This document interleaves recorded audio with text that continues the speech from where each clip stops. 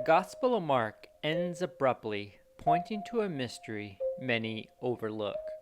The women go to the tomb after Jesus' entombment, but to their surprise, the tomb has been opened, and instead of finding Jesus' dead body, they find a young man dressed in a white robe.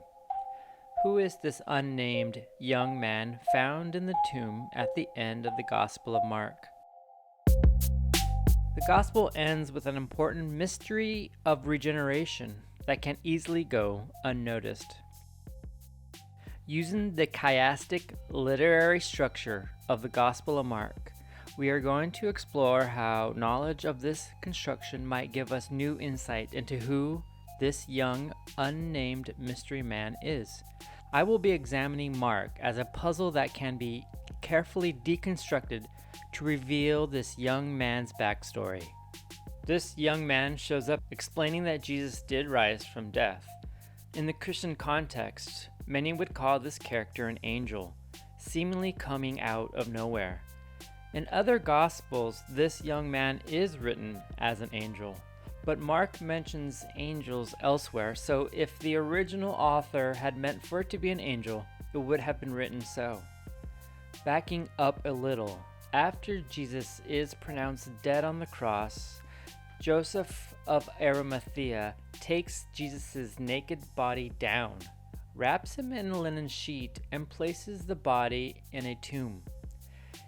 Mary, the mother of James, Mary Magdalene, and Salome go to the tomb early Sunday morning, having brought spices to anoint the body, only to find the stone has been rolled away, and there is a young man in a white robe sitting on the right.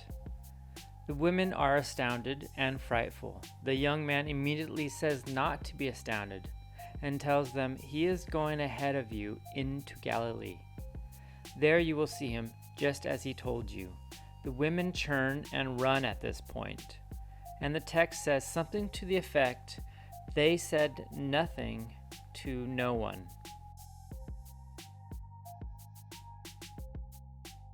As I have discussed in a previous video, the Gospel of Mark can be folded down into 3, 4, 5, and 9 concentric nesting chiasms.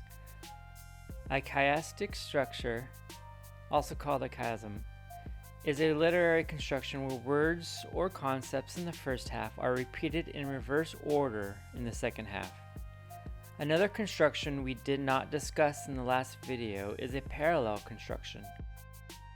Parallel construction maintains the linear timeline and simply repeats the patterns of events from the first half in the second half. Mark is also constructed like this. This is done using repetition of themes, words, and symbols. By folding the book in half in this way, we can see how the beginning and end matches the middle of the book using repeated use of words and concepts. Using these literary structures, I will be able to walk backwards through the text. A chiasm is written so that concepts and events are either repeated or reversed, many times using similar words and characters. Knowing how the text lines up will bring to light information about this young man otherwise overlooked. Let's start by looking at the two-fold structure. As I discussed in the previous video, John the Baptist at the beginning of the Gospel mirrors the young man in the tomb at the end. I am sending my messenger before your face, who will prepare your way? A voice of one calling in the wilderness. Prepare the way for the Lord, make the path straight for him. The Gospel of Mark starts out declaring John the Baptist to be the forerunner and messenger of Jesus. The text goes on to dress John the Baptist in camel's hair and a leather belt. He also feeds on wild honey and locusts. By dressing John the Baptist in such a way, Mark has linked the Baptist to the Old Testament prophet Elijah, who is also said to wear a garment of hair and a leather belt, found in 2 Kings. To the informed reader, this would be an intertextual Easter egg, and the reader is to understand John the Baptist is a new Elijah. The young man at the end also acts like a messenger for Jesus, repeating to the women what Jesus said. He is also said to be wearing a long white robe and sitting on the right. This clean white appearance is in stark contrast to the John the Baptist's robust look. Let's look at the story in a four-chiastic layout. Here we can see how the beginning, end would also match the middle. Being aware of these alignments will draw out different aspects of the text that might be otherwise ignored. In the middle of the book, we can see how there is an obvious alignment with the end of the book. Jesus' second death prediction divides the book in half. The important words here are how Jesus repeats, "will meet in Galilee." He tells the disciples that he will meet them in Galilee 3 days after his death. After the transfiguration, Peter and the others are wondering what the words "rise from the dead" meant. Here the disciples ask, what is meant by "Elijah must come first?" Jesus confirms, "Elijah indeed, having come first, will restore all things. But I tell you that Elijah has indeed come." Elijah was an Old Testament prophet that was the forerunner for Elisha. This lines up perfectly with John the Baptist at the beginning, indicating that John is who they are talking about. By this point in the story, John the Baptist has been arrested, imprisoned, and beheaded by Herod at his birthday party.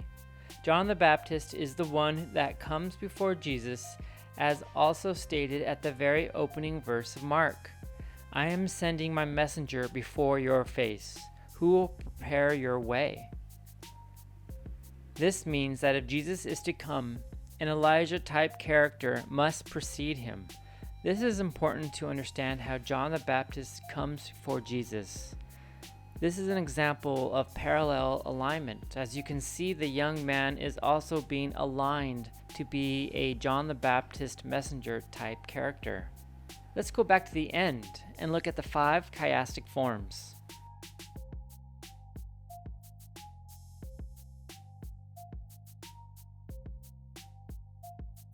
We can see how the empty tomb periscope matches up with these points across the 5th chiasm, unfolding this section in half. A pericopy is one contained story within the text.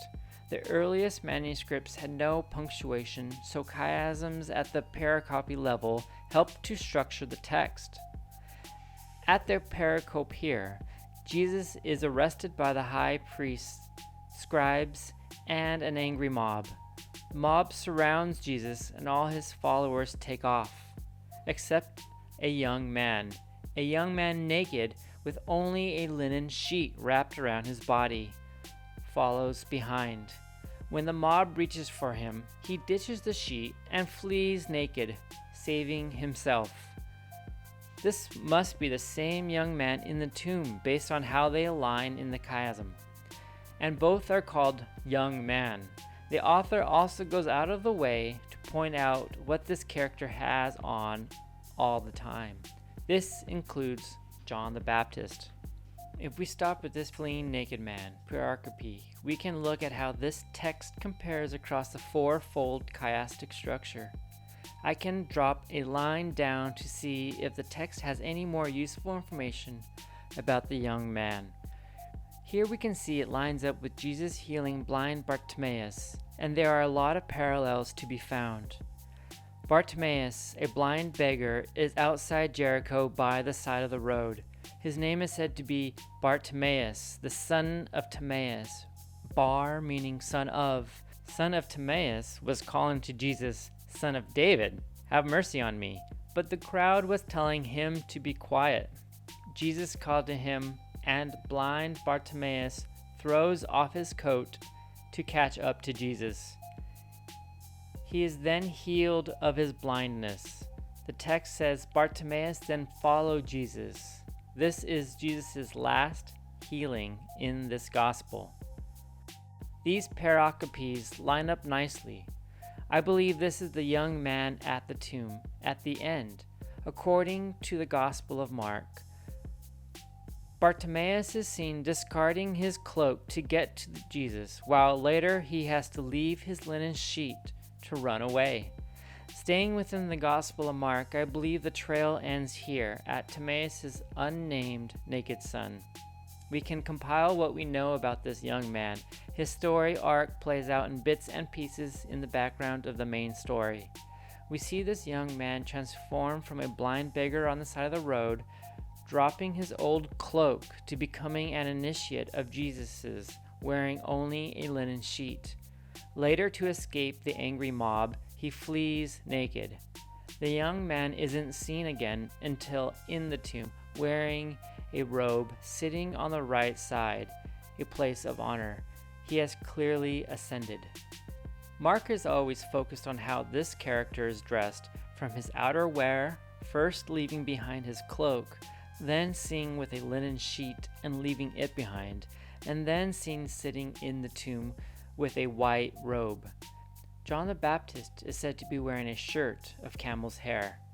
By having an understanding of the chiastic structure in the Gospels, I am able to draw out a host of added details not otherwise seen, the most glaring of which placing a new John forerunner at the end of the Gospel. If Jesus is to come again, as he has stated over and over, it's implied that there would be a forerunner to his return. This young man has ascended to the role of forerunner of the risen Jesus, directing the woman at the end to meet him in Galilee. The Gospel of Mark starts and ends with a forerunner for Jesus. First, the Jesus that gets baptized in water. The second forerunner, the young man at the end, plays a new John to the risen Jesus, this time born from earth. The two John symbolism is an old mystery of regeneration and has been also shown in ages past as two fish swimming in a circle, two serpents, or two pillars. The Greeks also had myths involving regeneration, where Apollo and Hermes would represent the rising and setting planet Mercury. The vernal equinox plays an important role in regeneration, symbolized by the young man in fine white. In my next video, I will expose the symbolism of this young man and John. I will look into the meanings of names, teachings by Plato, the movements of the sun and moon, and Christian feast days. The ending of Mark is highly symbolic and mysterious. You need to have a full understanding of the literary structure. I will delve into this understanding in my next video, where I will dissect who Bartimaeus really is and the Easter egg planted pointing to Plato's Timaeus. Thank you for watching this episode. Hope you found it interesting. Join me next time for more exciting insights into Mark.